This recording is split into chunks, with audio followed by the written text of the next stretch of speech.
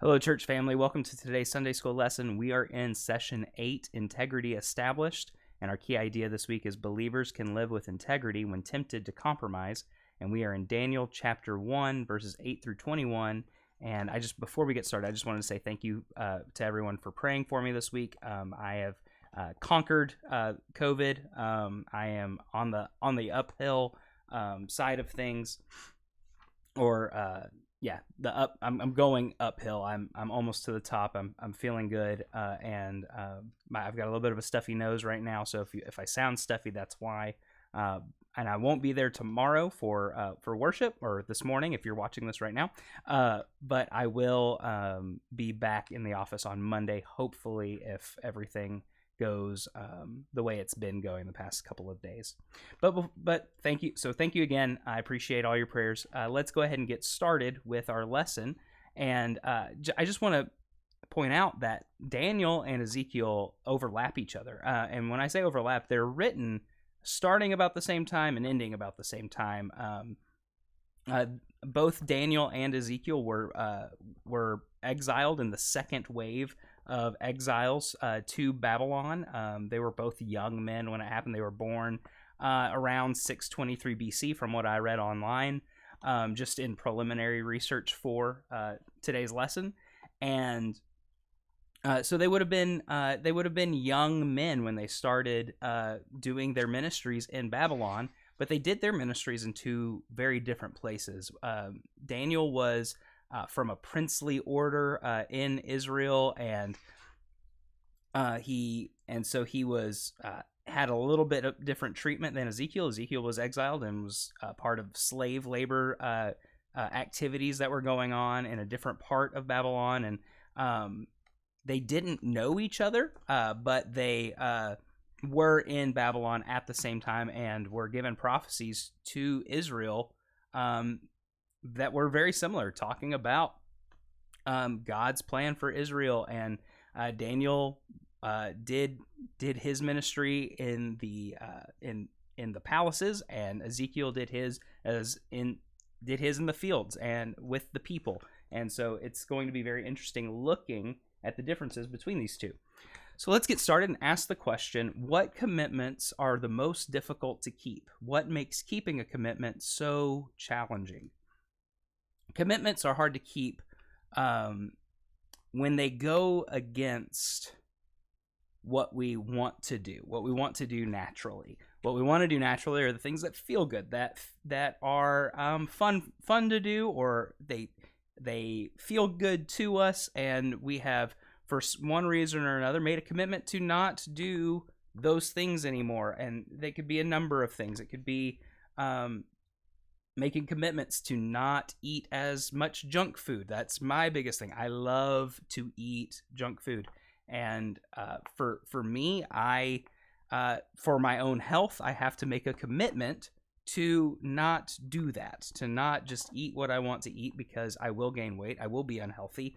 I don't have the luxury of a young teenage metabolism anymore, and I never really had that to begin with. So there's commitments that we have to make and we have to keep, and integrity is what allows us to keep those. And keeping commitments is challenging because we don't want to always be true to our word. We don't always want to go through with what we've said we're going to go through with. And sometimes we just don't have the want to. But that's where integrity steps in and reminds us of who we are, the commitments we've made, the promises we've made, and why we should keep those. And I used a very simple and very banal example of that, or banal, however you pronounce that word, example of a commitment. But there are all kinds of commitments that one could make that one would not want to keep. So the lessons example of this is people in ancient China built the Great Wall for security. According to legend, instead of climbing or destroying the wall, invaders instead bribed gatekeepers and went through the gate. So the gatekeepers had a job and were supposed to not let anybody through the gate other than those who were allowed through, the people of China or the armies of China. And the integrity of the wall was compromised by the integrity or lack thereof of the gatekeeper. And Daniel, what we'll see about Daniel's life is we will learn about his integrity and how his spiritual integrity could withstand any challenge, and we will see that in today's lesson. So just again, context, Babylonians invaded Judah in 605 BC, and then again in 597, and that's the second attack of Judah, and then 586, that was when they finally destroyed Jerusalem and Judah, and a lot of people were taken into exile, a lot were killed, and then there were a few that were either able to escape to Egypt or were allowed to remain in Judah. So during these invasions and these exiles, the Babylonians captured young men and captured families and captured the people of Israel, and took them back into Babylon with them.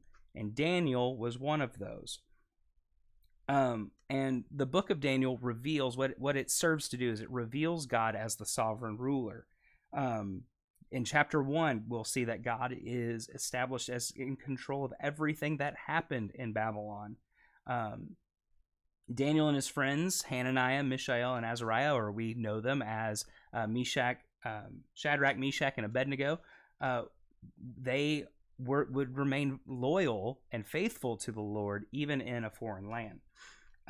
So that is where we will start, and our text in our lesson starts in verse 8. I'm going to go ahead and read all the way back, starting in verse 1. So we'll start with Daniel chapter 1, verse 1. In the 3rd year of the reign of King Jehoiakim of Judah, King Nebuchadnezzar of Babylon came to Jerusalem and laid siege to it. The Lord handed King Jehoiakim of Judah over to him, along with some of the vessels from the house of God. Nebuchadnezzar carried them to the land of Babylon, to the house of his God, and put the vessels in the treasury of his God. The king ordered Ashpenaz, his chief eunuch, to bring some of the Israelites from the royal family and from the nobility, young men without any physical defect, good-looking, suitable for instruction in all wisdom, knowledgeable, perceptive, and capable of serving in the king's palace. He was to teach them in the Chaldean language and literature. The king assigned them daily provisions from the royal food and from the wine that he drank. They were to be trained for 3 years, and at the end of that time they were to attend the king. Among them, from the Judahites, were Daniel, Hananiah, Mishael, and Azariah. The chief eunuch gave them new names. He named them Belteshazzar. I always have trouble saying that one. Belteshazzar to Daniel, Shadrach to Hananiah, Meshach to Mishael, and Abednego to Azariah. And then now in verse 8. Daniel determined that he would not defile himself with the king's food or with the wine he drank. So he asked permission from the chief eunuch not to defile himself. God had granted Daniel kindness and compassion from the chief eunuch. Yet he said to Daniel, I fear my lord the king, who assigned your food and drink. What if he sees your faces looking thinner than the other young men your age?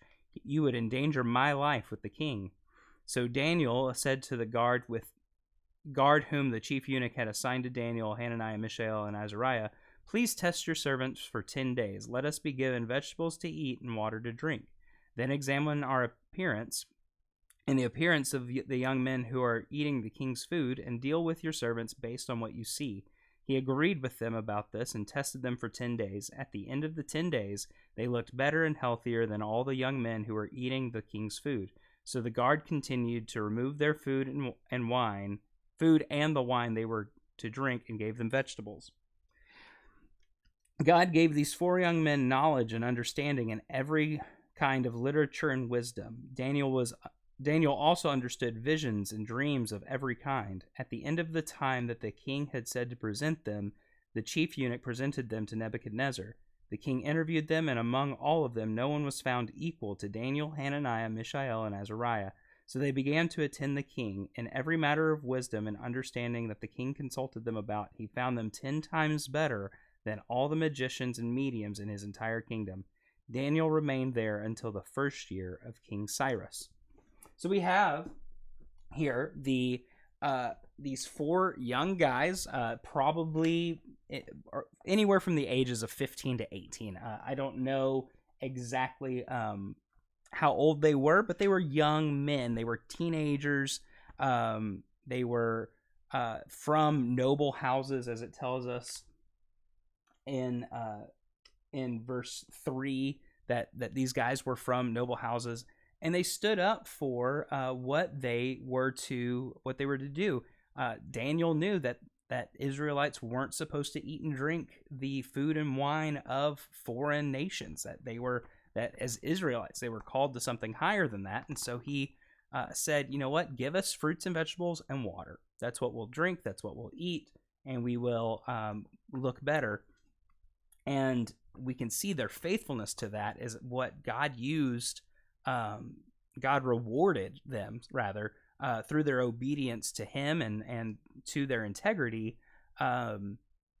He rewarded them with blessings even in exile, giving them places of stature. They were attending the king himself. They were advisors to the king, and we will see later on that things got a little heated between Daniel and the king, but ultimately they had many blessings because of their integrity.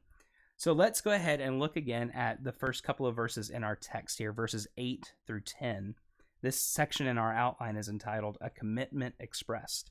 So Daniel determined that he would not defile himself with the king's food or with the wine he drank, so he asked permission from the chief eunuch not to defile himself. God had granted Daniel kindness and compassion from the chief eunuch, yet he said to Daniel, I fear my lord the king, who assigned your food and drink. What if he sees your faces looking thinner than the other young men your age? You would endanger my life with the king.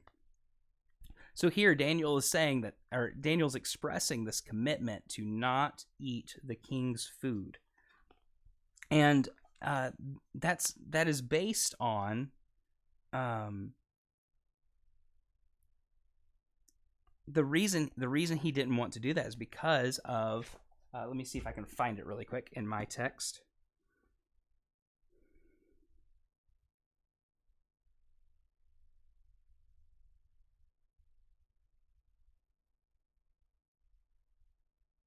Oh, right here. So this is my study Bible, and I'm sorry about that. I just lost my spot for a second. So in verse 8, there's a note in my study Bible that says, Daniel's decision was made to avoid violating the law of Moses regarding the foods that Jews were not to eat, especially food that was offered to idols. And since this was a foreign nation that did worship other gods and idols, Daniel did not want to defile himself by eating food that had been offered to idols or was not meant for him, whether it be something that was forbidden in Leviticus or offered to idols. So what is the value of a carefully thought out set of beliefs? What keeps a person from establishing a set of beliefs that impacts how he or she lives life? So the value of a carefully thought out set of beliefs means that when opposition comes to them, you will have a reason for why you believe what you believe and why you think the way you think. You won't just hem and haw on or be blown astray by every wind that comes by, but you'll be able to give an answer for why it is that you believe. And when we have that, when we have what we've thought about it, we understand why we think this way, it makes us even more self-assured in what we believe. We're not going to be as easily swayed because we don't have the questions anymore. We have dealt with those doubts on our own. We've gone to the Word. We've prayed about them. And it's important for us to hold those beliefs tightly to ourselves and make sure that they're known to people closely around us so that they can help us hold ourselves accountable to what they know that we believe. So what keeps a person from establishing a set of beliefs that impacts how he or she lives life? It is a lack of wanting to be committed to anything. There is a huge fear of commitment in today's world, especially with millennials, people my age. We don't like to be tied down to any kind of plan. It's constraining. We tend to not like it, and I say we, and I do include myself. When people ask me do something with my time that's not necessarily what I want to do with my time, I'm very, or at least I used to not be this way, but now I am. I'm very protective of my time, and I'm very apprehensive of doing anything with it that isn't stuff that I want to do, if that makes sense. Like I used to not say no, and now I might say no too much to things. When people ask me to do stuff, go and have dinner, or go over to friends' houses or things like that, I'm more apt to just stay at home and hang out with my wife instead. And the reason is because we don't like to be constrained. And so when we have a list of beliefs that we actually believe in, we're putting constraints on ourselves, and people tend to not like to do that because they want to be able to do whatever they want whenever they want, and they want to be able to change their mind. And so we see here that Daniel is not changing his mind on this. So here we have a set out for a test, the setup for the test, and the next section is the test itself. But before we get to the test, let's answer the question: why is explaining the beliefs behind our actions so important? Well, the reason it's important for us to explain the reasons behind our actions, or the beliefs behind our actions, is so that we have a reason for what we do. It is never a wise thing to do things just because we want to do them, or just because we might think that they're a good idea. But why do we think that something might be a good idea is very helpful, because it helps us as individuals think through the actions, or the steps of what we have to go through.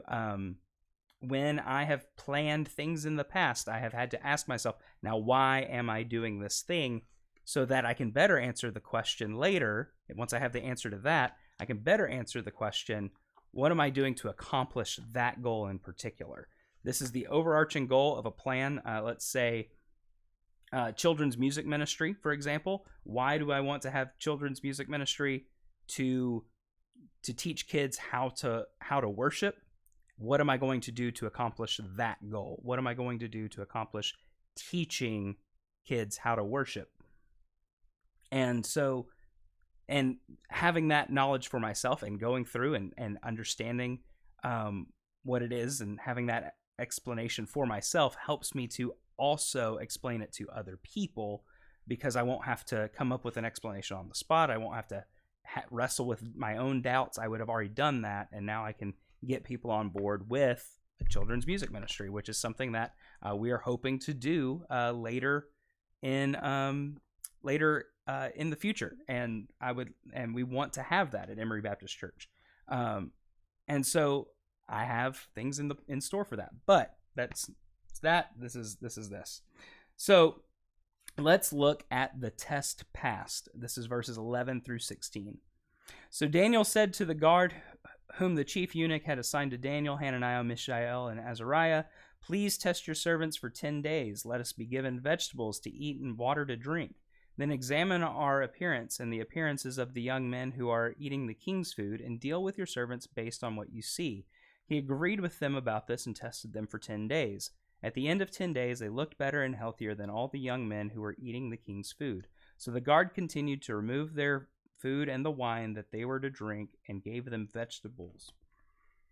So how does a test of a person's faith strengthen their faith? Well, a test is meant to gauge, like in school, a test in school would be to gauge what knowledge you have gleaned from the class, what knowledge you already had going into it, and it's put there to strengthen your knowledge of what you already know, of what you have learned.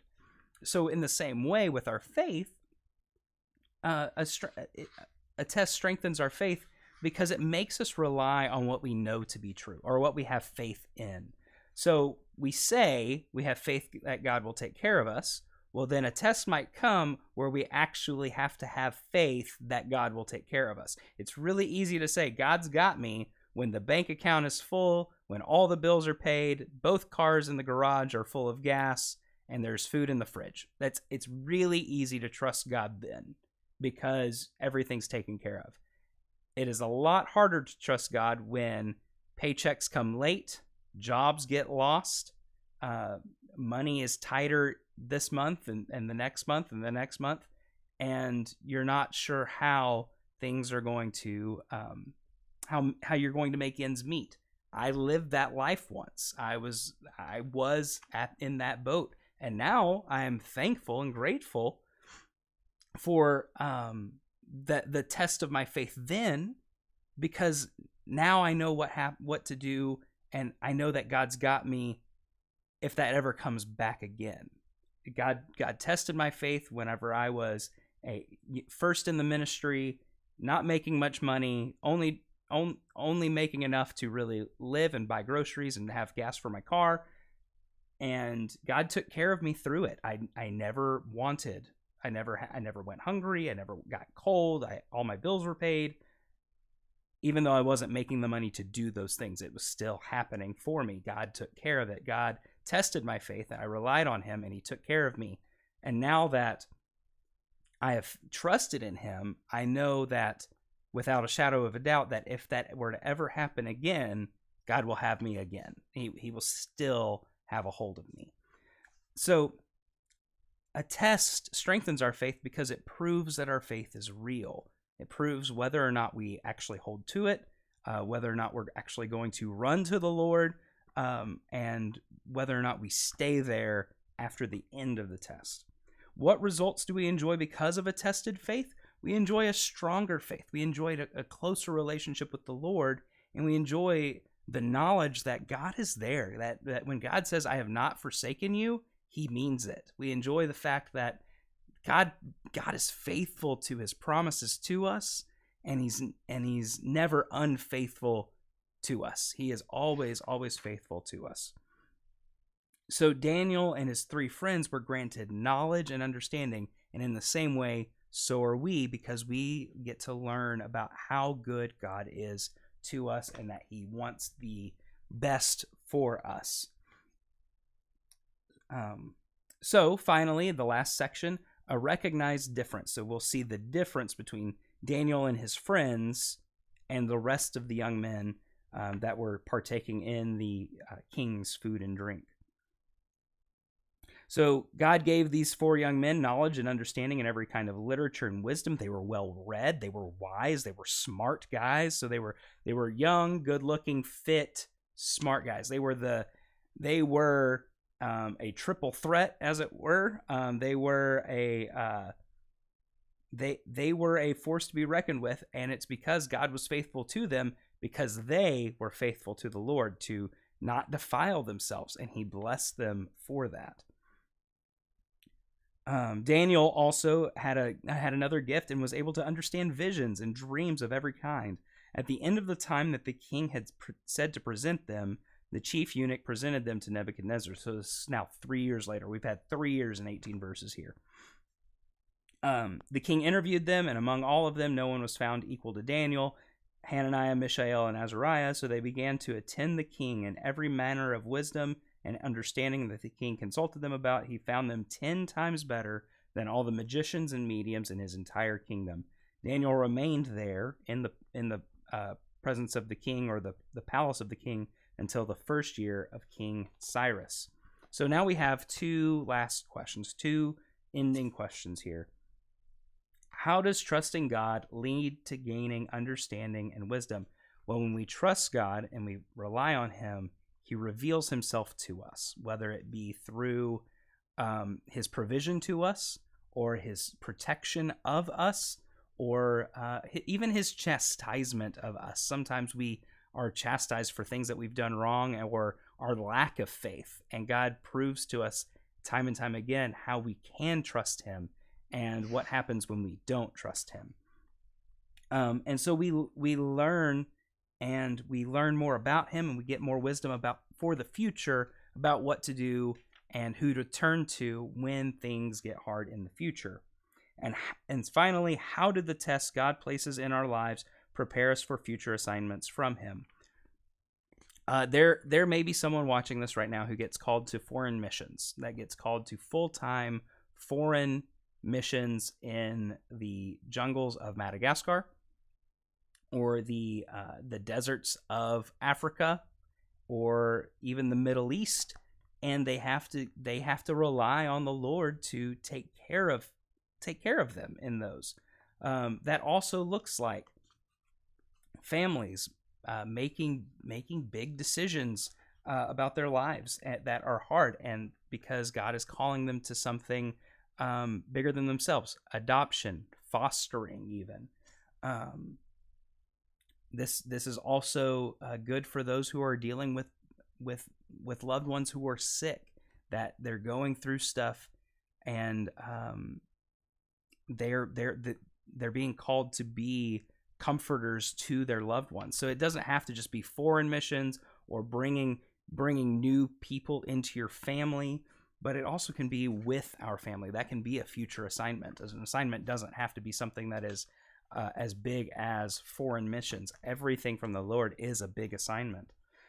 Me moving to Emory from Avenger, while a step up in quality of life for me, was a big assignment because now I have more responsibility. I have more things that I'm doing, and that was an assignment. Me and Grace getting married, that's an assignment, because while it's beneficial to both of us, it also requires more of both of us for each other. The tests that we have before the assignments are what prepare us for the assignment. It's just like the saying, God doesn't call the equipped, he equips the called, and he continually will equip us. And then through those equippings, prepares us for higher callings that we are unprepared for, that we are unequipped for when he calls us. So I'm sorry that I won't get to be with you and worship with you this morning, but I will be online. And so I look forward to at least singing from the couch this week. And I hope that this has encouraged you to remain faithful to your commitments and to remain a person of good integrity. Thank you so much. Bye-bye.